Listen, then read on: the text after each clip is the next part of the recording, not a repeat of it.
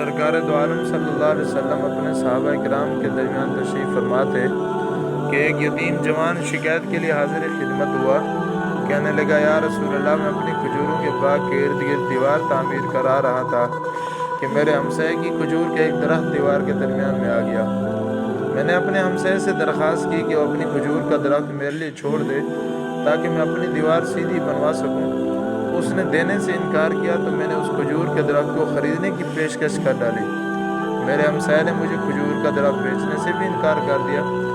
سرکار دو عالم صلی اللہ علیہ وسلم نے اس نوجوان کے ہمسائے کو بلا بھیجا۔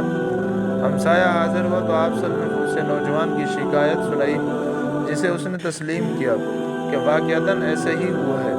آپ صلی اللہ علیہ وسلم سے فرمایا کہ تم اپنی کھجور کا درخت اس نوجوان کے لیے چھوڑ دو یا اس درخت کو نوجوان کے ہاتھوں فروخت کر دو اور قیمت لے لو۔ اس آدمی نے دونوں حالتوں میں انکار کیا۔ آپ صلی اللہ علیہ وسلم نے اپنی بات کو ایک بار پھر دہرایا، کھجور کا درخت اس نوجوان کو فروخت کر کے پیسے بھی وصول کر لو اور تمہیں جنت میں بھی ایک عظیم الشان کھجور کا درخت ملے گا، جس کے سائے کی طوالت میں 100 سال تک چلتا رہے گا۔ دنیا کے ایک درخت کے بدلے میں جنت میں ایک درخت کی پیشکش ایسی عظیم تھی جس کو سن کر مجلس میں موجود سارے صحابہ اکرام دنگ رہ گئے۔ سب یہی سوچ رہے تھے کہ ایسا شخص جو جنت میں ایسے عظیم الشان درخت کا مالک ہو، کیسے جنت سے محروم ہو کر دوزخ میں جائے گا؟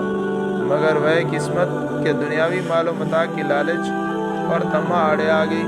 اس شخص نے اپنا کھجور کا درخت بیچنے سے انکار کر دیا۔ مجلس میں موجود ایک صحابی آگے بڑھے اور حضور اکرم صلی اللہ علیہ وسلم سے عرض کی، یا رسول اللہ، اگر میں کسی طرح وہ درخت خرید کر نوجوان کو دے دوں تو کیا مجھے جنت کا وہ درخت ملے گا؟ آپ صلی اللہ علیہ وسلم جواب میں فرمایا، جی ہاں، وہ درخت ملے گا۔ اس آدمی کی طرف پلٹے اور اس سے پوچھا، میرے کھجوروں کے باغ کو جانتے ہو؟ اس آدمی نے فوراً جواب دیا، جی کیوں نہیں، مدینہ کا کون سا ایسا شخص ہے جو ابی دہدہ کے 600 کھجوروں کے باغ کو نہ جانتا ہو؟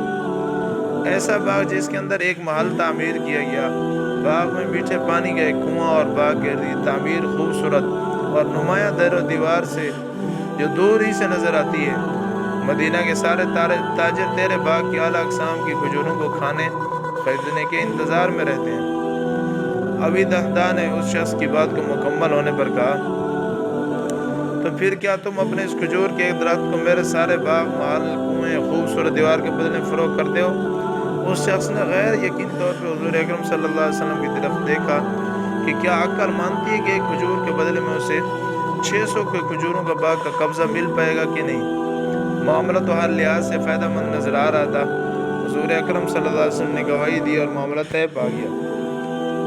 ابی دہدہ نے خوشی سے حضور اکرم صلی اللہ علیہ وسلم کو دیکھا اور سوال کیا، یا رسول اللہ، جنت میں میرا ایک کھجور کا درخت پکا ہو گیا نا؟ آپ صلی اللہ علیہ وسلم نے فرمایا، نہیں۔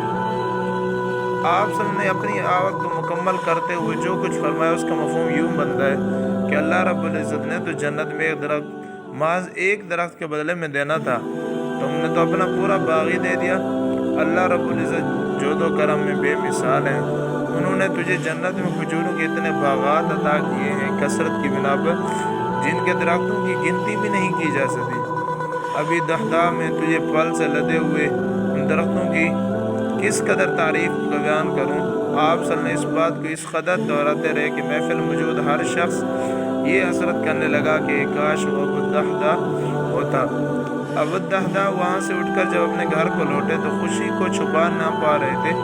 گھر کے باہر سے اپنی بیوی کو آواز دی کہ میں نے 4 دیواری سمیت یہ باغ، محل، کنواں بیچ دیا۔ بیوی اپنے خاوند کی کاروباری خوبیوں صلاحیتوں کو اچھی طرح جانتی، اس نے اپنے خاوند سے پوچھا، کتنے میں بیچا یہ سب کچھ؟ انہوں نے فرمایا کہ میں نے یہاں ایک درخت جنت میں لگے ایسے ایک درخت کے بدلے میں بیچا جس کے سایہ میں 100 سال تک چلتا رہے گا۔ بیوی نے خوشی سے چلاتے ہوئے کہا، تو نے منافع کا سودا کیا، تو نے منافع کا سودا کیا۔